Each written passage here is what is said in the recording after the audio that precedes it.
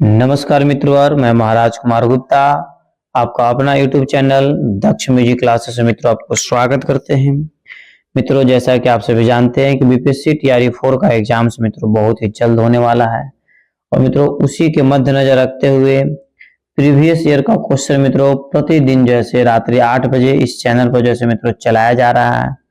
आप मित्रों online course को परचेज करने के लिए और अपने एग्जाम को 100% मित्रों क्वालिफाई करने के लिए आप हमारे द्वारा तैयार किए गए पैकेज को इस नंबर के माध्यम से जरूर कांटेक्ट करके आप परचेज कर लें। जिस तरीका से इस स्टेट में सबसे अधिक रिजल्ट देने वाले संस्थान दक्ष म्यूजिक क्लासेस बना और हाईएस्ट और टॉपर नंबर भी मित्रों जैसे इसी संस्थान से मिला, अतः इस बार आपको भी मौका मिल सकता है। इसके लिए आपको छोटा सा काम करना है कि प्रतिदिन रात्रि 8 बजे जुड़ करके क्लास को परचेज कर करके मित्रों प्रतिदिन क्लास को ज्वाइन करना है। बाकी संपूर्ण सुविधा मित्रों देना मेरा कर्तव्य है। तो साथियों आज का पहला प्रश्न आपका है, ध्यान दीजिएगा। स्वरों के क्रमिक उच्चारण या वादन को क्या कहते हैं? फिर से मित्रों बताइए कि स्वरों के क्रमिक उच्चारण या वादन को मित्रों क्या कहते हैं? बहुत ही बेहद महत्वपूर्ण प्रश्न है मित्रों आपका, तो फटाफट बताइए एकदम। तो मित्रों ए में आपका कार्ड है, बी में मेलोडी है, सी में स्टाफ है, डी मित्रों उपयुक्त में से एक से अधिक, ई में आपका उपयुक्त में से कोई नहीं। साथियों फट से बताइए कि इस प्रश्न का आंसर क्या होगा। मित्रों बताते चलें कि जिस प्रश्न का आंसर आपको याद है उस प्रश्न का आंसर मित्रों आप कमेंट्स में जरूर दिया कीजिए। इससे फायदा आपको यह है कि 100% मित्रों जैसे प्रत्येक प्रश्न पर आपका पकड़ हो जाएगा। तो मित्रों स्वरों के क्रमिक उच्चारण या वादन को क्या कहते हैं? तो मेलोडी कहते हैं। ऑप्शन नंबर बी हमारा सही है। मित्रों एक चीज नोट कीजिएगा कि जब भी हम क्लास को स्टार्ट करें तो आप कलम कॉपी ले करके बैठा कीजिए, क्योंकि बहुत कुछ ऐसा थ्योरी है जो मित्रों पढ़ाते वक्त हम बताएंगे। ध्यान दीजिएगा थ्योरी पर। स्वरों के क्रमिक उच्चारण या वादन को मेलोडी कहा गया है। जैसे सा ग प आदि को एक दूसरे के बाद गाना हमारा हिंदुस्तानी संगीत मेलोडी प्रधान है, क्योंकि क्रमिक स्वरूप उच्चारण इसकी विशेषता है। ठीक है, इस प्रकार मित्रों अगले प्रश्न पर ध्यान दीजिएगा। पश्चात जगत में वाद्यों को कितने भागों में बांटा गया है? मित्रों बहुत ही बेहद महत्वपूर्ण प्रश्न आपका है कि पश्चात जगत में वाद्यों को कितने क्रमों में बांटा गया है।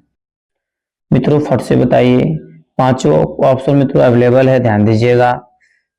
5, 4, 6, डी में उपयुक्त में से एक से अधिक, ई में मित्रों उपयुक्त में से कोई नहीं। मित्रों फट से बताइए कि पश्चात जगत में वाद्यों को कितने भागों में बांटा गया है। तो मित्रों 3 नंबर प्रश्न का आंसर आपका हो जाएगा। पश्चात जगत में मित्रों वाद्यों को 6 भागों में वर्गों में बांटा गया है। ठीक है, मतलब ऑप्शन नंबर सी हमारा साथियों क्या है? सही है। ठीक है, इस प्रकार मित्रों अगले प्रश्न पर ध्यान दीजिएगा। बहार का सम प्राकृतिक राग है, फट से बताइए। बहार का सम प्राकृतिक राग है। ए में आपका मेघ मल्हार है, बी में मियां मल्हार है, सी में गौंड मल्हार है, डी मित्रों उपयुक्त में से एक से अधिक, ई में आपका उपयुक्त में से कोई नहीं। साथियों फट से बताइए कि बहार का सम प्राकृतिक राग है। तो मित्रों 4 नंबर प्रश्न का आंसर आप जरूर बताइए कि बहार का सम प्राकृतिक राग कौन सा है।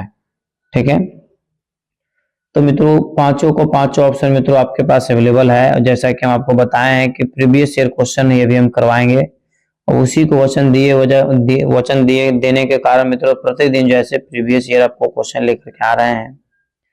तो मित्रों बहार का सम प्राकृतिक राग जो हो जाएगा मियां मल्हार हो जाएगा। ऑप्शन नंबर बी हमारा क्या है? सही है। ठीक है, अगले प्रश्न पर साथियों ध्यान दीजिएगा। जिन ठाटों से राग उत्पन्न होते हैं उसे क्या कहते हैं? ए में आपका जन्य राग है, बी में आश्रय राग है, सी में विवादी राग है, डी में उपयुक्त में से एक से अधिक, ई में मित्रों उपयुक्त में से कोई नहीं। साथियों फट से बताइए जिन ठाटों से राग उत्पन्न होते हैं उसे क्या कहते हैं। तो मित्रों 5 नंबर प्रश्न का आंसर आप जरूर बताइए कि जिन ठाटों से राग उत्पन्न होते हैं उसे आश्रय राग कहते हैं। जरा कहते हैं आश्रय राग। ठीक है, बहुत ही मित्रों बेहद महत्वपूर्ण प्रश्न आपका है। इस प्रकार साथियों अगले प्रश्न पर ध्यान दीजिएगा। हिंदुस्तान में मशहूर शहनाई वादक, ठीक है, हिंदुस्तान में मशहूर शहनाई वादक का नाम क्या है? ए में उस्ताद अल्लाह रखा खा, बी में बिस्मिल्लाह का, सी में नाना साहब पान से, डी में उपयुक्त में से एक से अधिक, ई में मित्रों उपयुक्त में से कोई नहीं।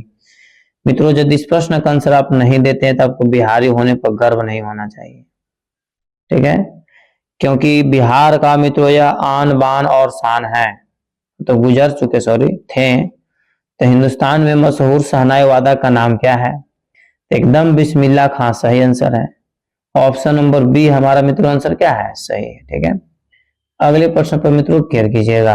राग भैरवी का वादी स्वर क्या है? ए में आपका प है, बी में म है, सी में ग है, डी में नी है और ई में मित्रों उपयुक्त में से कोई नहीं।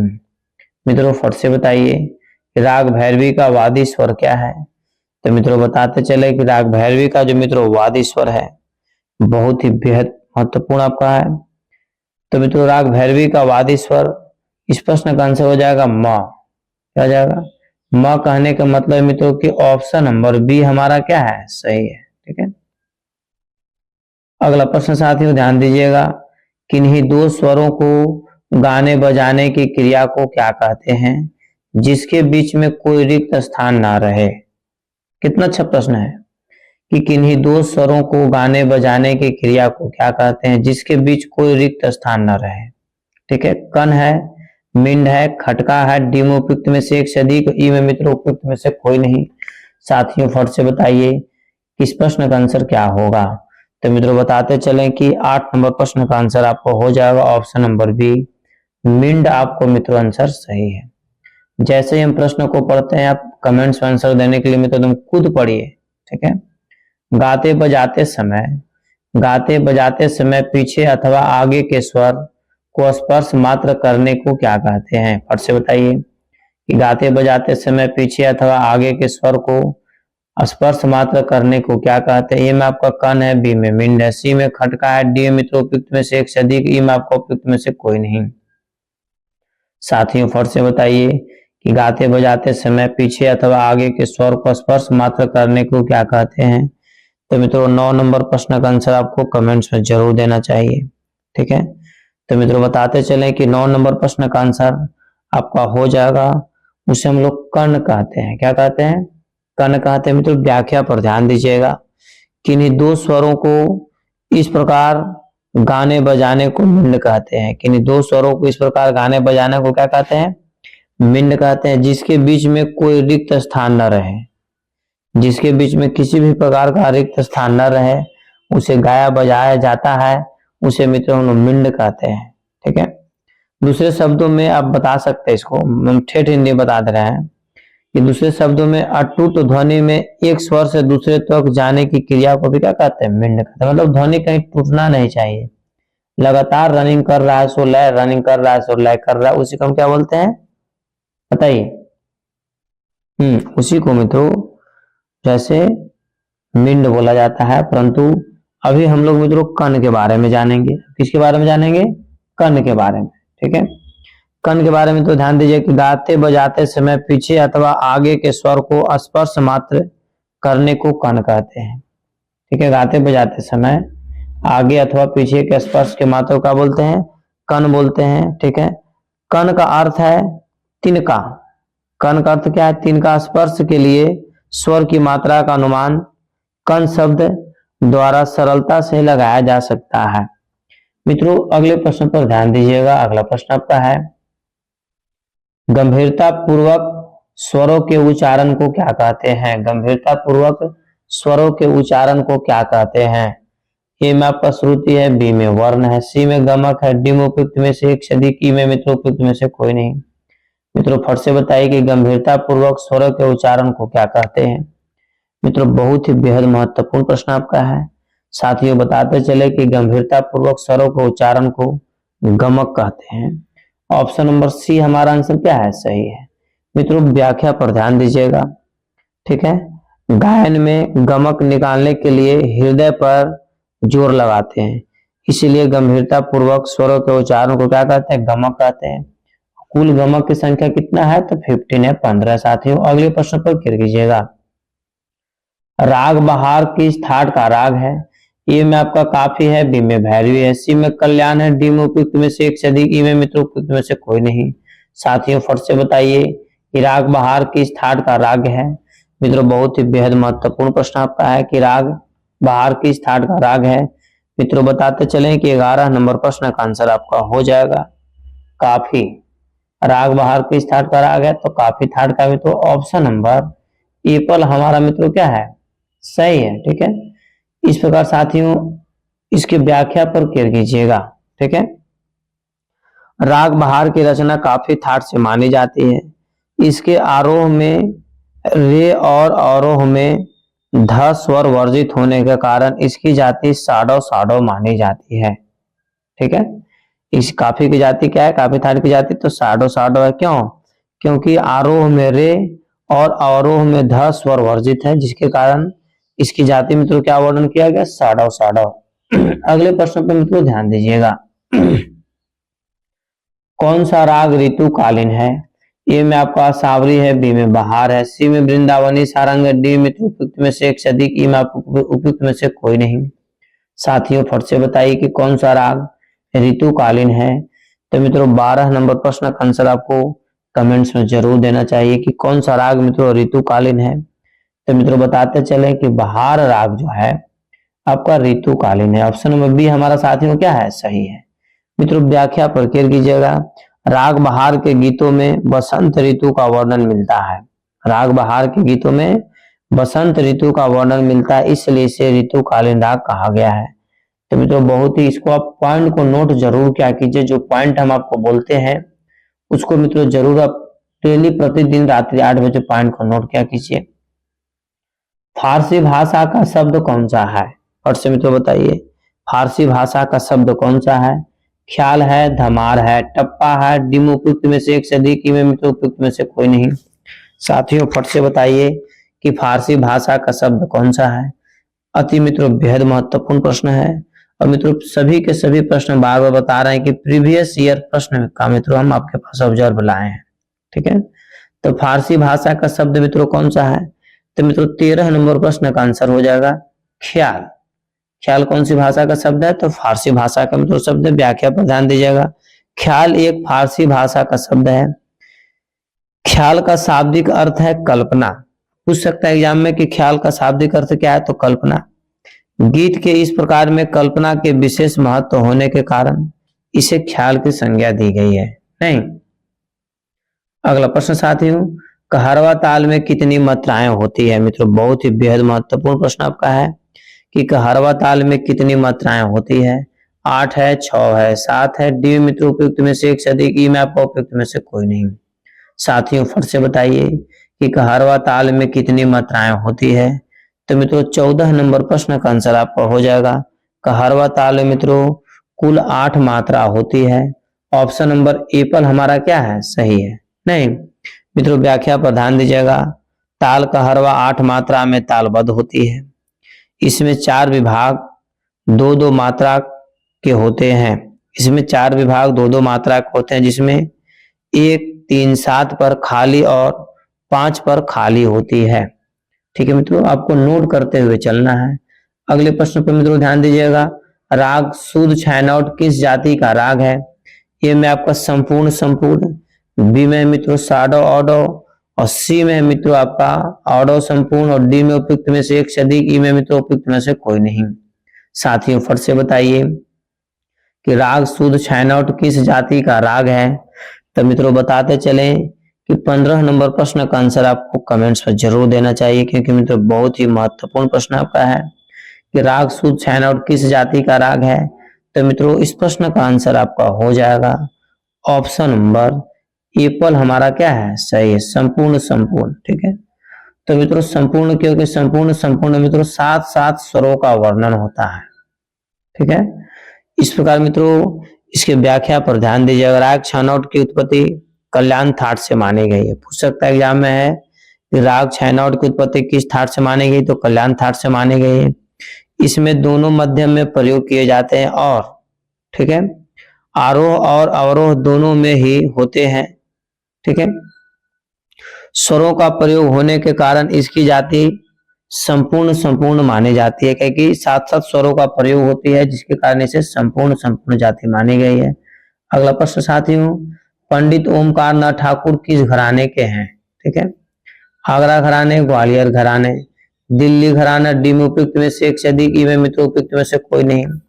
मित्रों फट से बताइए कि पंडित ओमकार नाथ ठाकुर किस घराने के हैं।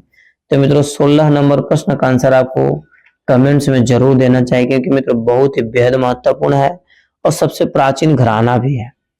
तो पंडित ओमकार नाथ ठाकुर का घराना क्या है? तो मित्रों ग्वालियर घराना है। ऑप्शन नंबर बी मित्रों हमारा क्या है? सही है, ग्वालियर घराना। ठीक है, इस प्रकार मित्रों इसकी व्याख्या पर ध्यान दीजिएगा।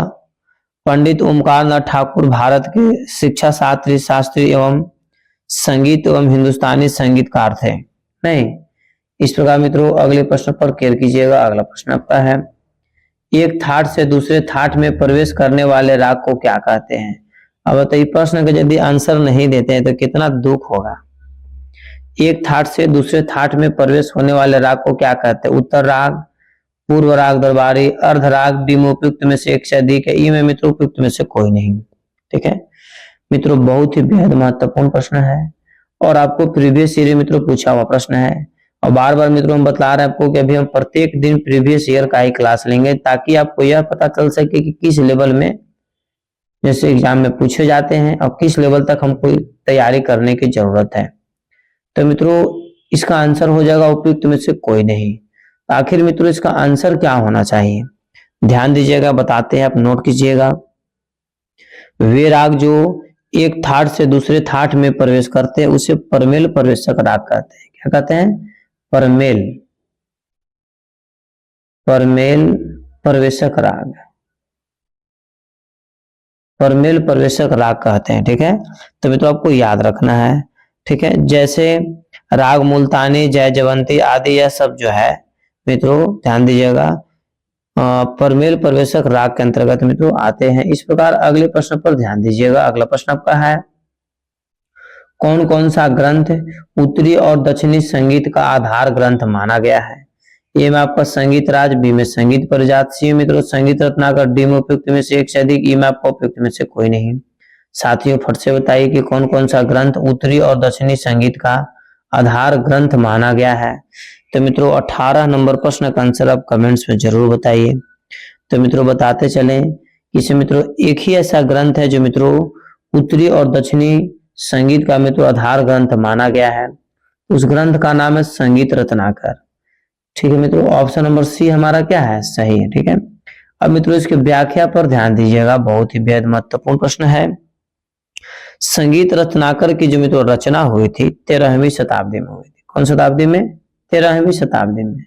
ठीक है, संगीत रत्नाकर की रचना कितवीं शताब्दी में हुई है? तो 13वीं शताब्दी में हुई है। ठीक है मित्रों, आगे ध्यान दीजिएगा। संगीत रत्नाकर के जो मित्रों लेखक है सारंग देव साहब हैं। यह ग्रंथ उत्तरी और दक्षिणी संगीत का आधार ग्रंथ माना गया है। कुछ विद्वानों का अनुमान है कि ग्रंथकार ने अपने पुस्तक में उत्तरी और दक्षिणी संगीत को एक समन्वित करने का चेष्टा भी की है। ठीक है, इस प्रकार मित्रों इसका लेखक कौन है? तो सारंग देव। ठीक है, और अगले प्रश्न पर आप ध्यान दीजिएगा। अगला प्रश्न आपका है, किस ग्रंथ में सर्वप्रथम राग शब्द का प्रयोग किया गया है? संगीत राज में, संगीत परिजात में, विदेशी में, डी में उपयुक्त में से एक से ई में तो उपयुक्त में से कोई नहीं। साथियों फट से बताइए कि किस ग्रंथ में सर्वप्रथम राग शब्द का प्रयोग किया गया है। तो मित्रों 19 नंबर प्रश्न का आंसर आपको कमेंट्स में जरूर देना चाहिए। तो मित्रों बताते चले कि किस ग्रंथ में सर्वप्रथम राग शब्द का मित्रों प्रयोग किया गया है। तो मित्रों विदेशी में। किसमें? विदेशी में मित्रों सर्वप्रथम जैसे राग का प्रयोग किया गया है। ऑप्शन नंबर सी हमारा मित्रों क्या है? सही है। ठीक है मित्रों, व्याख्या पर केयर कीजिएगा कि संगीत रत्नाकर ग्रंथ की रचना विदेशी के बारे में बताना। ठीक है, विदेशी के लेखक जैसे मित्रों मतंग मुनि है, मतंग साहब है। ठीक है, मतंग साहब द्वारा जैसे विदेशी में संगीत के इतिहास में सर्वप्रथम जैसे इस ग्रंथ में राग शब्द का प्रयोग किया गया है। इस ग्रंथ में संगीत से जुड़े विभिन्न सामग्रियां प्राप्त होती है। अर्थात विदेशी के लेखक कौन है? तो मतंग साहब हैं। तो आपको कमेंट से बताना है कि विदेशी का रचना जैसे किस काल में हुआ था। ठीक है, अगले प्रश्न पर ध्यान दीजिएगा। किन दो रागों की उत्पत्ति काफी थाट से हुई है? ये में आपका भीमपलासी और बागेश्वरी है। ठीक है, बी मित्रों खमाज और तिलंग है, सी में देश और तिलक कामोद है, डी में उपयुक्त में से एक से अधिक, ई में मित्रों उपयुक्त में से कोई नहीं। साथियों फट से बताइए कि किन दो रागों की उत्पत्ति काफी थाट से हुई है। तो मित्रों बताते चले कि 20 नंबर प्रश्न का आंसर आपको कमेंट्स में जरूर देना चाहिए, क्योंकि मित्रों बहुत ही बेहद महत्वपूर्ण प्रश्न आपका है। साथियों बताते चले कि किन दो रागों की उत्पत्ति काफी थाट से हुई है। तो मित्रों 20 नंबर प्रश्न का आंसर आपका हो जाएगा भीम पलासी और बागेश्वरी। भीम पलासी और बागेश्वरी। मित्रों इसकी व्याख्या पर ध्यान दीजिएगा। दोनों रागों की उत्पत्ति काफी थाट से मानी गई है। दोनों राग में ग और नी की कोमल तथा अन्य शुद्ध लगते हैं, ठीक है, शुद्ध अन्य शुद्ध स्वर लगते हैं। दोनों में म वादी और जैसे तो ध्यान दीजिएगा, दोनों में म वादी और संवादी माना गया है। दोनों की जाति मित्रों ऑडो संपूर्ण है, ठीक है। भीम पलासी और भाग्यश्री की जाति क्या है, तो ऑडो संपूर्ण है, और दोनों के वादी संवादी स्वर क्या है, तो म माना गया, ठीक है मित्रों। इस प्रकार इस प्रश्न का आंसर आपको 20 नंबर प्रश्न का एपल आंसर 100% सही है। अगले प्रश्न पर मित्रों ध्यान दीजिएगा। एक चीज मित्रों आपको जरूर बताएंगे कि कोर्स को परचेज करने के लिए इस नंबर के माध्यम से आप हमसे कांटेक्ट करें, या फिर मित्रों इस नंबर के माध्यम से आप हमसे मित्रों कांटेक्ट करें। आपको बहुत कम समय में मित्रों संपूर्ण कोर्स आपको मित्रों प्रोवाइड करवा दिया जाएगा, ठीक है। इस प्रकार मित्रों प्रश्न आपका है कि गाने के कितने प्रकार हैं? 20, 4, 6, डी में उपयुक्त में से एक से अधिक, ई में मित्रों उपयुक्त में से कोई नहीं। साथियों फट से बताइए कि गान के कितने प्रकार हैं। तो मित्रों 21 नंबर प्रश्न का आंसर आप कमेंट्स में जरूर बताइए कि गान के कुल कितने प्रकार हैं। मित्रों बताते चले कि गान के जो मित्रों कुल प्रकार हैं, 21 नंबर प्रश्न का आंसर मित्रों हो जाएगा ऑप्शन नंबर एप्पल। गान के कुल मित्रों 2 प्रकार हैं, 0 20 नहीं होगा, 2 होगा, ठीक है। कितना होगा? 2। इसको हटा दीजिए और यहाँ पर 2 ऐसे लिख दीजिए, ठीक है। गान के कुल कितने प्रकार हैं, तो 2 प्रकार हैं, निबंध गान और अनिबंध गान। नहीं, निबंध गान और अनिबंध गान आपको लिख दे रहे हैं, या नोट कीजिए, निबंध गान और अनिबंध गान, ठीक है। गान के 2 प्रकार है, निबंध गान और अनिबंध गान, ठीक है मित्रों। इस प्रकार अगले प्रश्न पर ध्यान दीजिएगा। अगला प्रश्न आपका है, साथियों केयर कीजिएगा। सरोद कौन सा वाद्य है? तत् है, सुशीर है, अवनद है। डी में तो उपयुक्त में से एक से अधिक, ई में आपको उपयुक्त में से कोई नहीं। मित्रों फट से बताइए कि सरोद कौन सा वाद्य है। तो मित्रों 22 नंबर प्रश्न का आंसर आप कमेंट्स में जरूर बताइए कि सरोद जैसे मित्रों कौन से वाद्य के अंतर्गत आता है। तो सरोद मित्रों किसके अंतर्गत आ जाएगा बताइए? हाँ, एकदम सही आंसर है, तत्ववाद के अंतर्गत आएगा। सरोद किसके अंतर्गत आएगा? तत्ववाद के अंतर्गत मित्रों आएगा। सरोद पोल लकड़ी का बना होता है, ठीक है, जो अपेक्षाकृत जैसे मित्रों जो वाद्य उंगलियों या मिजराब अथवा जवा से बजाया जाता है वह तत्ववाद कहलाता है, ठीक है। या फिर मित्रों तार का प्रयोग मित्रों किया जाता है, उसे हम तत्ववाद कहते हैं। इस प्रकार साथियों अगले प्रश्न पर ध्यान दीजिएगा। जाति वर्गीकरण के पश्चात कौन सा वर्गीकरण आया है? ए में आपका राग रागनी वर्गीकरण, बी में मेल राग वर्गीकरण, सी में ग्राम राग वर्गीकरण, डी में तो उपयुक्त में से एक से अधिक, ई में आपका उपयुक्त में से कोई नहीं। मित्रों फट से बताइए कि जाति वर्गीकरण के पश्चात में कौन सा राग वर्गीकरण आया है। तो मित्रों 23 नंबर प्रश्न का आंसर आप जरूर बताइए कि क्या आंसर होगा। तो मित्रों बताते चले कि 23 नंबर प्रश्न का आंसर मित्रों हो जाएगा ऑप्शन नंबर सी, ग्राम राग वर्गीकरण। ग्राम राग वर्गीकरण। मित्रों व्याख्या पर ध्यान दीजिएगा। जाति वर्गीकरण के पश्चात ग्राम राग वर्गीकरण का जन्म हुआ। सर्वप्रथम मतंग मुनि द्वारा लिखित विदेशी में ग्राम राग शब्द का प्रयोग किया है, ठीक है। ग्राम राग का वर्णन सबसे पहले किसमें किया गया है? तो बृहदेशी में। और बृहदेशी के लेखक कौन है? तो मतंग साहब है। नहीं याद रहे? याद देखिए रखना पड़ेगा। आलाप के ढंग पर ली गई तान अथवा बोलतान को क्या कहते हैं? फट से बताइए कि आलाप के ढंग पर ली गई तान अथवा बोलतान को क्या कहते हैं? ए में आपका ग्रह है, बी में बहलावा है, सी में न्यास है, डी में उपयुक्त में से एक से अधिक, ई में मित्रों उपयुक्त में से कोई नहीं। साथियों फट से बताइए कि आलाप के ढंग पर ली गई तान अथवा बोलतान को क्या कहते हैं। तो मित्रों 24 नंबर प्रश्न का आंसर आप जरूर बताइए कि क्या आंसर होगा। तो मित्रों बताते चले कि 24 नंबर प्रश्न का आंसर आपका हो जाएगा बहलावा। ऑप्शन नंबर बी हमारा साथियों सही है। कोशिश कीजिए कि सभी प्रश्नों का आंसर कमेंट्स में देते चलें। मित्रों इसकी व्याख्या पर आप ध्यान दीजिए थोड़ा सा। बहलावा की लय न तो आलाप के समान विलंबित और न तो तान के समान द्रुत होता है, बल्कि दोनों के बीच की होती है। इसलिए आलाप के ढंग पर ली गई तान अथवा बोल तान को बहलावा कहते हैं। ठीक है, अब नोट किया कीजिए, बार बार बोलते हैं कि नोट कर लिया कीजिए। अगले प्रश्न पर साथियों ध्यान दीजिएगा। राग वर्गीकरण किनके द्वारा किया गया है? ए में मतंग साहब, बी में भरत साहब, सी में पंडित विष्णु दिगंबर भातखंडे साहब, डी में उपयुक्त में से एक से अधिक, ई में मित्रों उपयुक्त में से कोई नहीं। साथियों फट से बताइए राग वर्गीकरण किनके द्वारा दिया गया है? तो मित्रों 25 नंबर प्रश्न का आंसर आपका हो जाएगा। फट से बताइए, एकदम टूट पड़िए आंसर देने के लिए कि राग वर्गीकरण किनके द्वारा दिया गया है। तो उपयुक्त में से कोई नहीं, ऑप्शन नंबर ई मित्रों हमारा क्या है? सही है। ठीक है मित्रों, ध्यान दीजिएगा कि नारायण मोरेश्वर खरे ने 30 रागों के अंतर्गत सभी रागों को विभाजित किया है। तो इसका रियल आंसर मित्रों क्या हो जाएगा? नारायण मोरेश्वर, नारायण मोरेश्वर, मोरेश्वर याद आपको रखना है, नारायण मोरेश्वर। ठीक है कि ध्यान दीजिएगा मित्रों कि नारायण मोरेश्वर खरे ने 30 रागों के अंतर्गत सभी रागों को विभाजित किया है।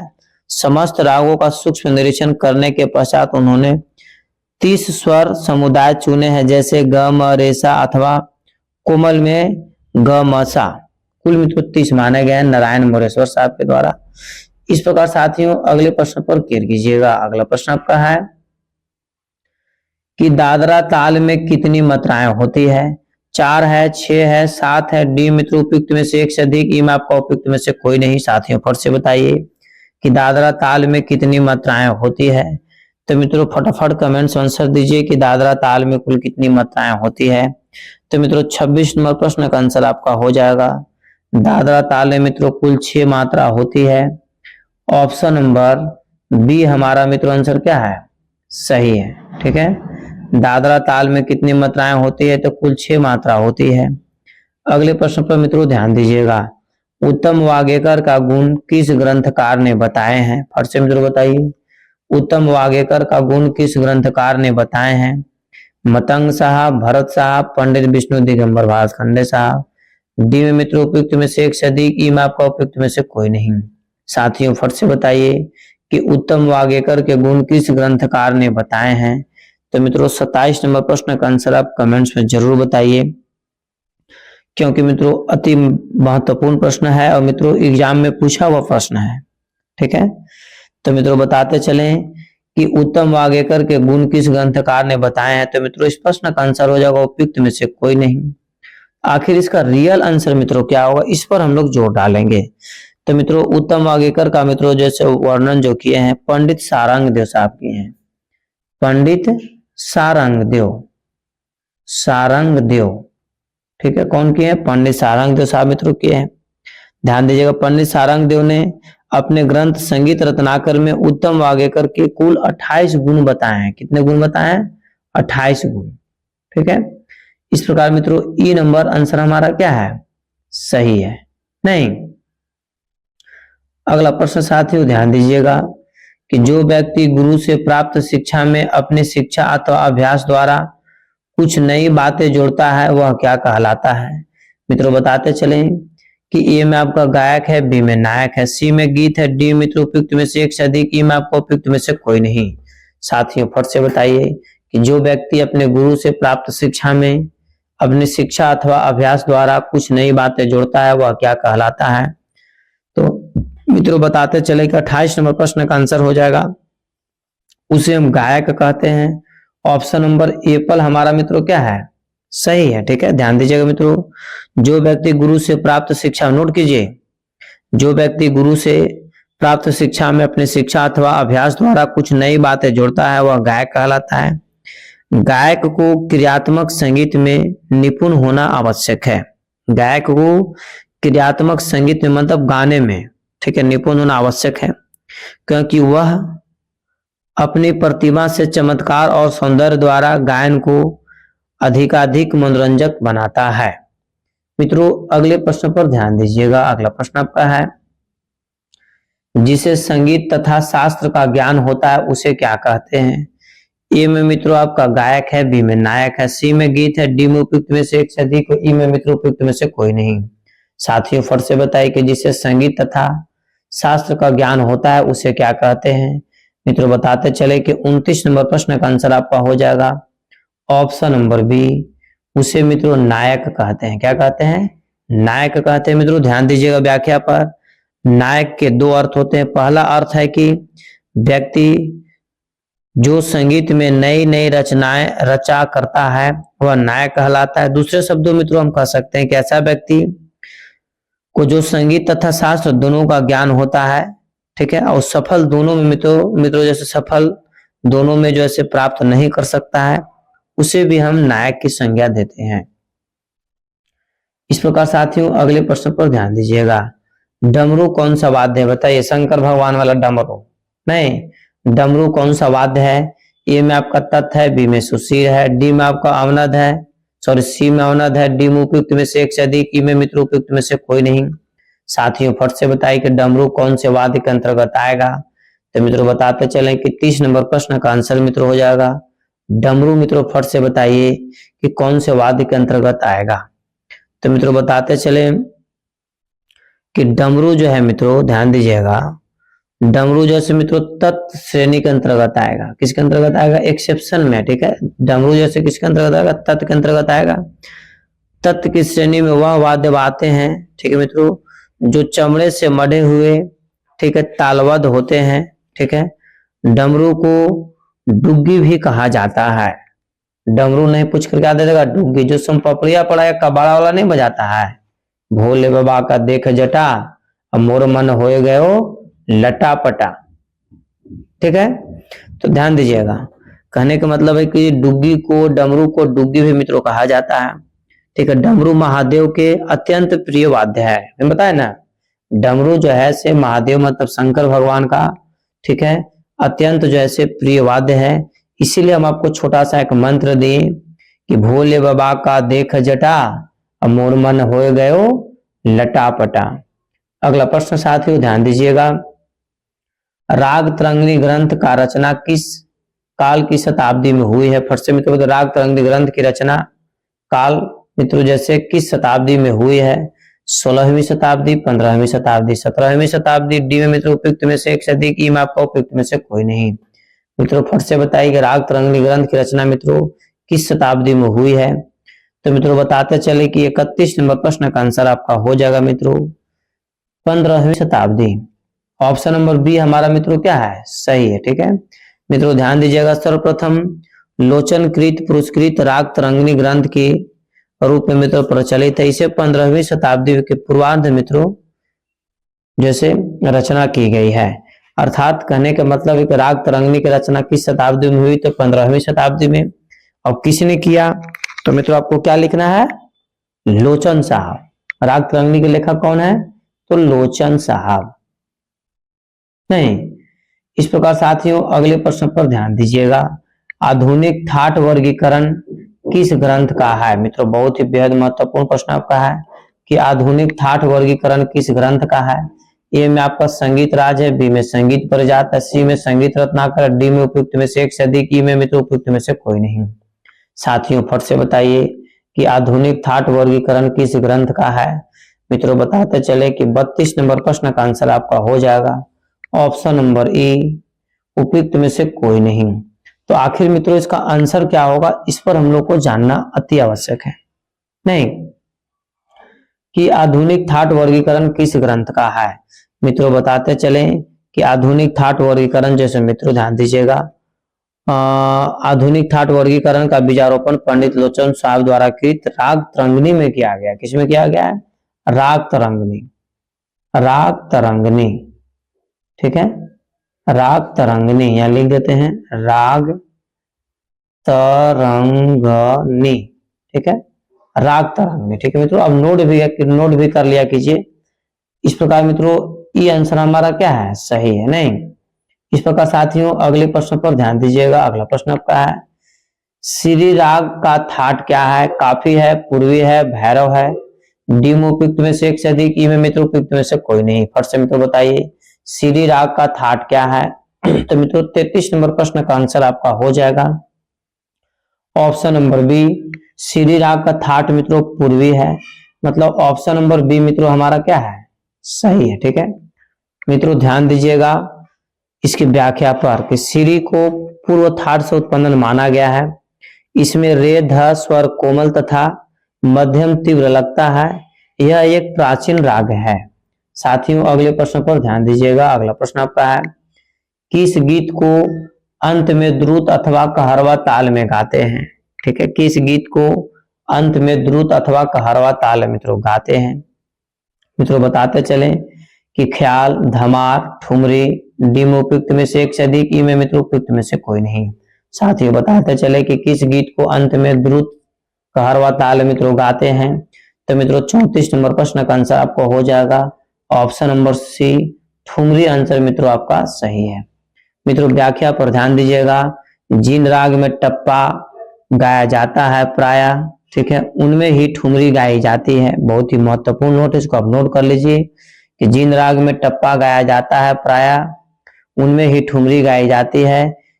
ठीक है, इसमें इस शब्द को तो कम होता है, किंतु शब्द को हाव भाव द्वारा बताकर गीत का अर्थ जैसे मित्रों प्रकट करना ठुमरी गायन की विशेषता है। इस प्रकार साथियों अगले प्रश्न पर ध्यान दीजिएगा। ठुमरी का जन्म किनके द्वारा हुआ। ए में लखनऊ के नवाबों द्वारा, बी में ग्वालियर के नवाबों द्वारा, सी में दिल्ली के नवाबों द्वारा, डी में उपयुक्त में से एक से अधिक, ई में मित्रों उपयुक्त में से कोई नहीं। साथियों फट से बताइए कि ठुमरी का जन्म किनके द्वारा हुआ। तो मित्रों बताते चले कि 35 नंबर प्रश्न का आंसर आपको हो जाएगा ठुमरी का जन्म जो है मित्रों लखनऊ के नवाबों द्वारा हुआ है। ऑप्शन नंबर ए पर हमारा क्या है, सही है। मित्रों व्याख्या पर ध्यान दीजिएगा, क्योंकि मित्रों जब हम थ्योरी बताते हैं उसको नोट करना अति आवश्यक है। ठुमरी अधिकतर जो है मित्रों ध्यान दीजिएगा पंजाबी त्रिताल में है। ठीक है, हो गई हो, ठीक है, उसकी गीत अति द्रुत नहीं होता है। लखनऊ और बनारस ठुमरी के लिए प्रसिद्ध है। बनारसी ठुमरी में सुंदरता और मधुरता अधिक पाई जाती है। ठुमरी में प्राय राग की सुरता अथवा इसके महत्वपूर्ण बिंदु पर मित्रों ध्यान दिया जाता है। इस प्रकार साथियों लखनऊ के नवाबों और बनारस यदि दोनों देगा तो लखनऊ और बनारस दोनों आपको टिक आउट करना पड़ेगा। इस प्रकार मित्रों अगले प्रश्न पर ध्यान दीजिएगा। कौन सा घराना ठुमरी के लिए प्रसिद्ध है। ए में आपका लखनऊ और बनारस है, बी में ग्वालियर और दिल्ली है, सी में मित्रों आगरा और लखनऊ और डी में उपयुक्त में से एक से अधिक, ई में मित्रों उपयुक्त में से कोई नहीं। मित्रों फट से बताइए कि कौन सा घराना ठुमरी के लिए प्रसिद्ध है। तो मित्रों बताते चले कि 36 नंबर प्रश्न का आंसर आपका हो जाएगा ऑप्शन नंबर एप्पल, मतलब लखनऊ और बनारस। ठीक है मित्रों, अभी तुरंत हम बताए भी थे। इस प्रकार मित्रों 37 नंबर प्रश्न पर ध्यान दीजिएगा। पंडित बालकृष्ण बुआ इचलंकर जिकर के मुख्य शिष्य कौन थे। ये में आपका मित्रों ऑप्शन है विष्णु दिगंबर साहब, बी में है तानसेन, सी में रविशंकर साहब, डी में उपयुक्त में से एक से अधिक, ई में मित्रों उपयुक्त में से कोई नहीं। साथियों फट से बताइए कि पंडित बालकृष्ण बुआ इचलंकर जी के मुख्य शिष्य कौन थे। तो मित्रों बताते चले कि पंडित बालकृष्ण बुआ इचलंकर जी के मुख्य शिष्य मित्रों विष्णु दिगंबर साहब। ऑप्शन नंबर ए पर हमारा क्या है, सही है। अगला प्रश्न साथियों, शुद्ध स्वर से ऊपर नीचे आने वाले स्वर को क्या कहते हैं। फट से मित्रों बताइए, शुद्ध स्वर से ऊपर या फिर नीचे आने वाले स्वर को क्या कहते हैं। तीव्र स्वर, कोमल स्वर, मंद्र स्वर, डी में उपयुक्त में से एक से अधिक, ई में मित्रों उपयुक्त में से कोई नहीं। साथियों फट से बताइए कि 38 नंबर प्रश्न का आंसर क्या होगा। मित्रों बताते चले कि 38 नंबर प्रश्न का आंसर हो जाएगा उपयुक्त में से कोई नहीं। ठीक है, उपयुक्त में से कोई नहीं। इस प्रकार मित्रों अगले प्रश्न पर ध्यान दीजिएगा। अगला प्रश्न आपका है जौनपुरी किस ठाट का राग है। जौनपुरी किस ठाट का राग है। ए में आपका आसावरी है, बी में बिलावल है, सी में तोड़ी है, डी में उपयुक्त में से एक से अधिक, ई में मित्रों उपयुक्त में से कोई नहीं। मित्रों फट से बताइए कि जौनपुरी किस ठाट का राग है। तो मित्रों 39 नंबर प्रश्न का आंसर आपका हो जाएगा आसावरी। एप्पल आंसर मित्रों आपका क्या है, सही है। ठीक है, इस प्रकार मित्रों अगले प्रश्न पर ध्यान दीजिएगा। तबला या पखावत संगतकर्ता को गायक के किस ओर बैठना चाहिए। मित्रों बहुत ही बेहद महत्वपूर्ण प्रश्न आपका है कि तबला या पखावत के संगतकर्ता को गायक के किस ओर बैठना चाहिए। तो मित्रों इस प्रश्न का आंसर आपको ए में है गाय के सामने, बी में है गाय के पीछे, सी में गाय के दाईं ओर, डी में उपयुक्त में से एक से अधिक, ई में मित्रों उपयुक्त में से कोई नहीं। मित्रों बताते चले कि 40 नंबर प्रश्न का आंसर आपका हो जाएगा। क्लियर कीजिएगा कि मित्रों गाय के दाईं ओर ऑप्शन नंबर सी हमारा क्या है, सही है। ठीक है, अगला प्रश्न मित्रों क्लियर कीजिएगा कि गायन के उपयोगी नाद को क्या कहते हैं। ए में आपका स्वर है, बी में सप्तक है, सी में स्वर अंतर है, डी मित्रों उपयुक्त में से एक से अधिक, ई में आपका उपयुक्त में से कोई नहीं। साथियों फिर से बताइए कि गायन के उपयोगी नाद को क्या कहते हैं। तो मित्रों 41 नंबर प्रश्न का मित्रों आप कमेंट्स में जरूर बताइए, क्योंकि मित्रों यह आज का अंतिम प्रश्न है। तो मित्रों गायन के उपयोगी नाद को क्या कहते हैं। तो मित्रों 41 नंबर प्रश्न का आंसर आपको हो जाए, उसे स्वर कहते हैं। क्या कहते हैं, स्वर कहते हैं। गायन के उपयोगी नाद को मित्रों क्या कहते हैं, तो स्वर कहते हैं।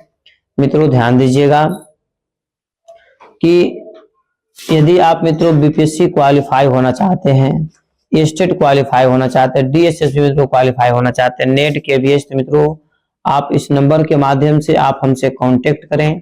मित्रों तत्काल आपको जैसे संपूर्ण मित्रों पैकेज आपको प्रोवाइड करवाया जाएगा। जिस तरीका से मित्रों स्टेट में सभी बच्चे क्वालिफाई किए, बीपीएससी टीआरई 1 में क्वालिफाई किए, बीपीएससी टीआरई 2 में क्वालिफाई किए, बीपीएससी टीआरई 3.0 मित्रों क्वालिफाई किए, उसी तरीका से मित्रों 4.0 के लिए मित्रों बहुत ही बेहतरीन पैकेज तैयार किया गया है। अतः दिए हुए नंबर के माध्यम से मित्रों आप हमसे कांटेक्ट करके पैकेज को मित्रों ऑनलाइन कोर्स को आप जरूर परचेज कर लें, ताकि मित्रों आपका तैयारी में चारों चांद लग जाए। इस प्रकार मित्रों आप जैसे चैनल पर पहली बार विजिट कर रहे हैं तो सब्सक्राइब कीजिए, लाइक कीजिए, शेयर कीजिए, कमेंट्स कीजिए और मित्रों इसे अपने स्टेटस पर लगाना ना भूलें। तब तक के लिए स्वस्थ रहिए, मस्त रहिए और एक बार प्रेम से बोले ताकत लगा करके भारत माता की जय।